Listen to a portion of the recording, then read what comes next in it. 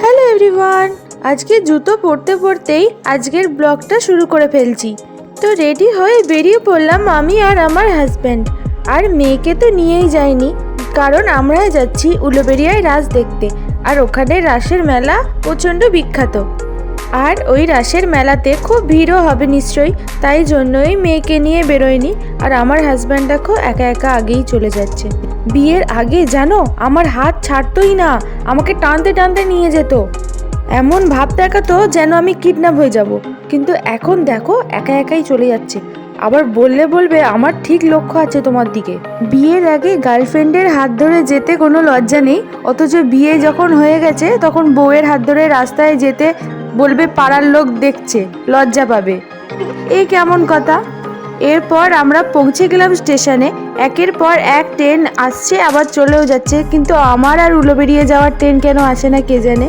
তো ফাইনালি অপেক্ষা করতে করতে চলে এলো পাঁশকুড়া লোকাল, এতে করেই আমরা যাব উলুবেড়িয়া। আর দেখো আমরা উঠেছি ভেন্ডারে, কারণ বাকি কোচগুলোতে আর ওঠাই যাচ্ছিল না, এমন ভিড়। তবু ভেন্ডারটাই একটু ফাঁকা ছিল, উঠলাম। কিন্তু তাতেই বা আর কি লাভ হলো, সাঁতরাগাছি পেরোতেই ভেন্ডারে এমন ভিড় হলো যে তোমাদের কি বলবো, দেখো ঠাসাঠেসি একবারে। তো আমরা নামবো ফুলেশ্বর স্টেশনে, এখান থেকে উলুবেড়িয়ার রাস্তা কাছে হয়। আর এখানে দেখো নেমেও পড়েছি, আমার মা, মাসি, মেসো, ভাই, বোন, আজ সকলকে নিয়ে ঘুরতে যাব। এই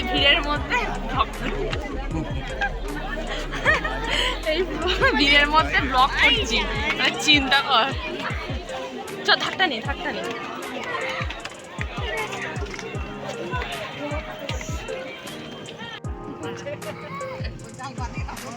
তো আমরা স্টেশন থেকে বেরিয়েই একটা টোটো নিয়েছিলাম যাওয়ার জন্য, কিন্তু অর্ধেক রাস্তায় এসে বলছে চলে এসেছি, তো বলে আমাদের নামিয়ে দিল। এবং তারপর থেকে হেঁটে হেঁটে যাচ্ছি তো যাচ্ছি, রাস্তা তো আর শেষই হয় না। আর নাকি টোটো যেতে দেবে না এটুকুই, তাহলে এটুকু যাওয়ার জন্য আগে জানলে তো উঠতামই না টোটোতে। এরপর শুটকি মাছের আড়ত দিয়ে হাঁটতে হাঁটতে নাকে রুমাল চাপা দিয়ে পৌঁছে গেলাম উলুবেড়িয়া রাসের গেটের সামনে। এবারে ভেতরে যাওয়ার পালা। আর তোমরা যদি উলুবেড়িয়ায় রাস দেখতে আসতে চাও তাদের ক্ষেত্রে বলি, তোমরা ফুলেশ্বর স্টেশনে নেমো, আর ওখান থেকে টোটো করলেও করতে পারো বা হেঁটেও আসতে পারো, বলবে উলুবেড়িয়া কালীবাড়ি যাব।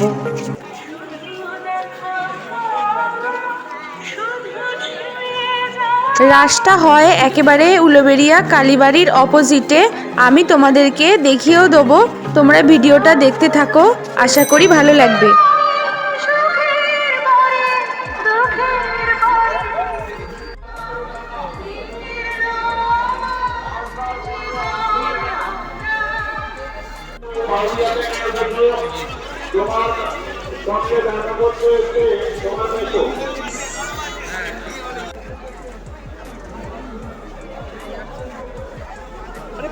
খেলছিস কেন?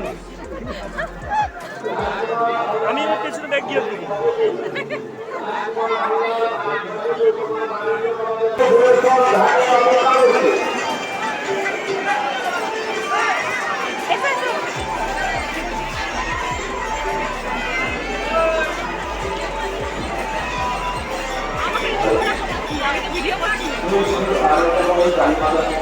কি সুন্দর দেখেছো।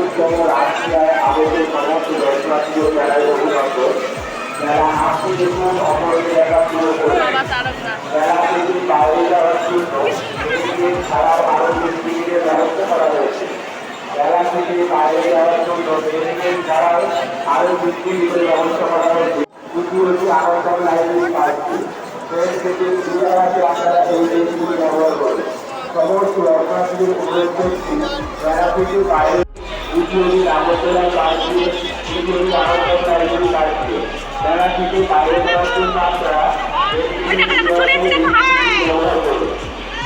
কি করছো মা? 10 টাকা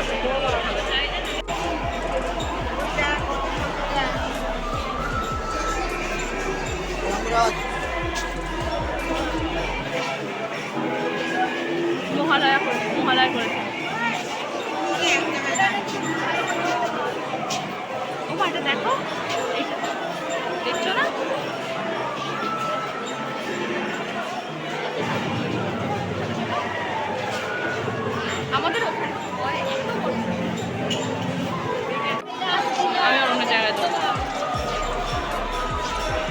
সমস্ত দর্শনার্থীদের অনুরোধ করছি মেলা আপনি দেখুন অপরকে দেখা শুরু করুন।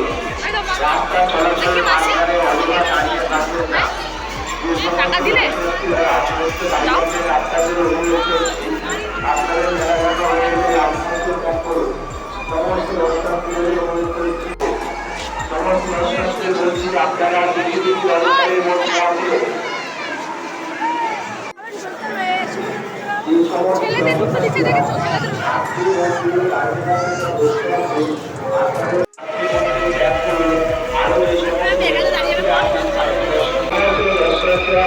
রাস্তার মাঝখানে দাঁড়িয়ে আছেন আপনাদের অনুরোধ করছি আপনারা রাস্তার মাঝখানে দাঁড়াবেন না।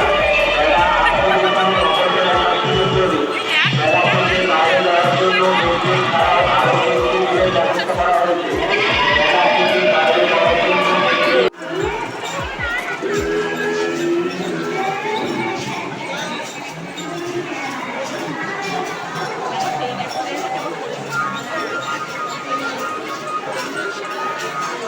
এই যে চন্দ্রযান আমাদের ওখানেও চন্দ্রযান করেছিল সোমা পাল মনিকাতে বাড়ির পূজারী সোমা পাল মনিকাতে বাড়ির পূজারী আপনারা যেখানে থাকুন না কেন রাজমন্দিরের সামনে চলে আসুন। আপনার বাড়ির লোক আপনার জন্য অপেক্ষা করছে।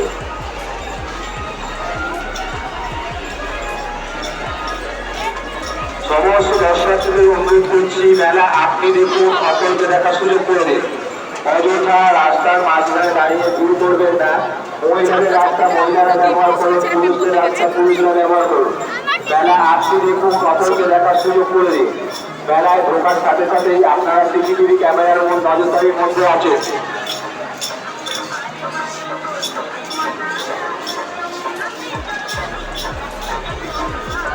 আমাদের ওখানে যে রাজ মন্দিরে ওখানে আবার পুতুল নাচ হয়, তুমি দেখেছো? তোমার ছেড়েছি তো। মেলা থেকে বাইরে যাওয়ার জন্য মেন গেট ছাড়াও আরো 3টি গেটের ব্যবস্থা করা হয়েছে। মেলা থেকে বাইরে যাওয়ার জন্য মেন গেট ছাড়াও আরো 3টি গেটের ব্যবস্থা করা হয়েছে। প্রথমটি মাতৃ মন্দিরের পাশ দিয়ে, দ্বিতীয়টি নাগরদোলার পাশ দিয়ে, তৃতীয়টি আনন্দ লাইনের পাশ দিয়ে। আপনারা তাদের শুরু করবেন না। মেলা আপনি দেখুন অপরকে দেখা শুরু করবে। মেলায় ঢোকার সাথে সাথেই আপনারা সিসিটিভি নজরদারির মধ্যে আছে।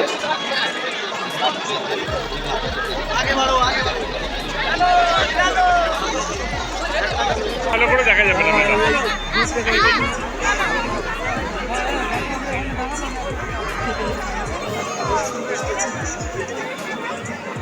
তো রাস্তা তোমাদের কেমন লাগলো অবশ্যই কমেন্ট করে জানাবে। আর এবার চলো যাওয়া যাক মেলায়। এত দোকান দেখছি কিন্তু এত ভিড়, সেই ভিড় কাটিয়ে দোকানে যাওয়ার মতো ক্ষমতা আমার ছিল না, তাই কোনো দোকানেই সেভাবে আমি ঢুকতেই পারিনি। পুরো সমুদ্রের জলের স্রোতের মতো ঠেলে ঠেলে যেন আমাকে নিয়ে চলে যাচ্ছে, আমাকে হাঁটতেই হচ্ছে না বললে চলে। আর দূরে নাগরদোল্লাটা দেখো কত সুন্দর রং বেরঙে সাজানো, আমার তো দেখে খুব ভালো লাগছে। কিন্তু বিশ্বাস করো আমি কোনো রাইডেই চড়ি না, কিন্তু কেন জানি না আমার রাইডে চড়তে ভীষণ ভয় লাগে, তাই রাইডে ওঠার কথা আমি ভাবতেই পারি না। আমার কাছে মেলা মানেই শুধু ভালো মন্দ খাওয়া দাওয়া আর টুকিটাকি কেনাকাটা। আর যে কোনো রাইডে ওঠা মানেই তো বেকার বেকার টাকা খরচ, আর আমি বেকার খরচ করতে একদমই পছন্দ করি না, কারণ কতটা খেটে খুঁটে রোজগার করতে হয় আমি ভালো রকম জানি।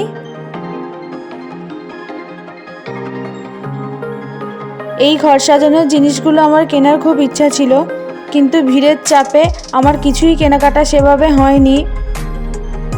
এমনকি একটা জিলিপির দোকানেও ঢুকতে পারলাম না। জিলিপি কেনার অনেক শখ ছিল, পূরণ হলো না, আর কি করা যাবে বলো।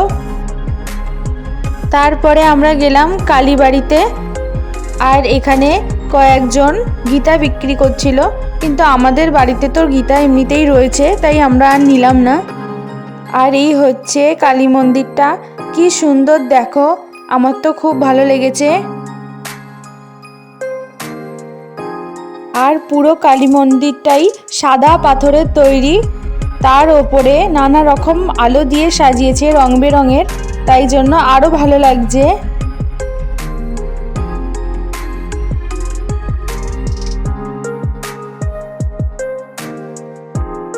আর এখানে দেখো আমি আর মা দাঁড়িয়ে আছি, আর ভাই বোন মাসি বসে আছে, মেশো তাদের ছবি তুলে দিচ্ছে। আর আমার ছবি তুলে দিচ্ছে আমার পার্মানেন্ট ফটোগ্রাফার, মানে আমার হাজব্যান্ড। বাইরে থেকে ফটোগ্রাফার ভাড়া করার মতো তেমন সামর্থ্য আমার হয়নি। আমি কেন, আমার মতো আরও যারা ছোটোখাটো ইউটিউবার আছে তাদের সবারই হাজব্যান্ড বা ওয়াইফই তাদের ফটোগ্রাফার হয়ে যায়। এবার ভিড় কাটাতে কাটাতে আমরা উলুবেড়িয়ার রাসের মেলাকে বিদায় জানালাম। এবার বাড়ি ফেরার পালা। তো চলো, তার আগে কিছু খাওয়া দাওয়া করে নিতে হবে। মেলাতে তো ভিড়ের চোটে কিছুই খেতে পারিনি, তাই মেলা থেকে বেরিয়ে এসেই খেয়ে নিলাম সবাই মিলে ফুচকা। আর এটা খাওয়ালো আমার হাজব্যান্ড। ইউটিউব চ্যানেল আছে দেখবি, ওই জন্যই তো এত লেবার দিয়ে তোলা। তারপর পয়সা রাখার জন্য বোকা ভাঁড় দেখছিল, কিন্তু ট্রেনে এত ভিড় হচ্ছে তাই মাটির ভাঁড় কিনলাম না। এরপর চলে এলাম একটা ভালো মন্দ খাবার দাওয়ার দোকানে, আর আমার মেশো খাওয়ালো সকলকে রোল, সেটাই আমরা এখন খেয়ে নিচ্ছি। আর আমার বোনুর দেখো হাসি খাওয়ার সময় ভিডিও করেছি বলে। আর এখানে খাচ্ছে আমার মাসি আর মা।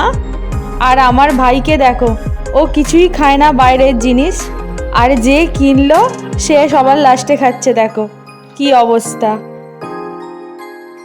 এরপরে আমরা হাঁটতে হাঁটতেই ফুলেশ্বর স্টেশনে চলে এলাম, কারণ একটুখানি রাস্তা, শুধু শুধু টোটো ভাড়া দিয়ে কোনো দরকারই নেই, অর্ধেকটা সেই যখন হাঁটতেই হবে।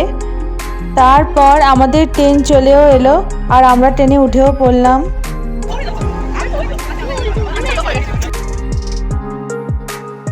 তারপর আমরা ট্রেন থেকে নেমে পড়লাম স্টেশনে, আর স্টেশনে নেমে বসে অপেক্ষা করতে লাগলাম, কারণ মায়েদেরকে আমতা লোকালে তুলে দেবো।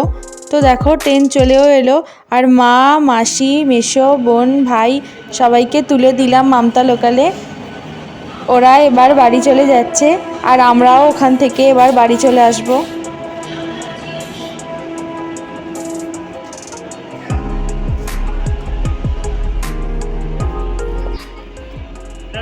টাটা। তোমাদের কার কাছে ফোন নেই? সেজো মাসির কাছে ফোন নেই? সেজো মাসির কাছে ফোন, সেজো মাসির কাছে ফোন আছে? ফোন যাচ্ছে না। সেজো মাসির ফোন আছে? ফোন আমি নাম্বার পেয়ে গেছি। আচ্ছা, এই একদিকে টাটা টাটা। জানলাটা দিয়ে দে। আর আমার কপালের টিপটা কি তোমরা খেয়াল করেছো? এখন বাড়ি থেকে বেরোচ্ছি, এমনিতেই ফাঁকা ফাঁকা লাগছে, আমার হাজব্যান্ড বলছিল, তো ওখানে রাসের মেলাতে পরিয়েও দিল, আর হাজব্যান্ডের ইচ্ছাও পূরণ হলো। তো ওরাও তো চলে গেল বাড়ি। এবার গুটি গুটি পায়ে আমরাও চলে আসতে লাগলাম বাড়ি। আসার সময় মিষ্টির দোকান দেখলাম, আর বাড়ির জন্য নিয়ে নিলাম মিষ্টি। আমি এখানে রসগোল্লা নিয়েছি গুড়ের, আর সন্দেশ নিয়েছি একখানা মাত্র মেয়ের জন্য।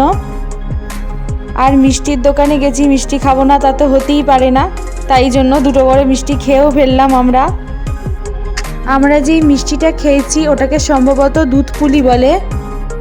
আর বাড়ির জন্য নিয়ে নিয়েছি ওলকপি, আর মেলা থেকে দেখো এই টুপিটা কিনেছি।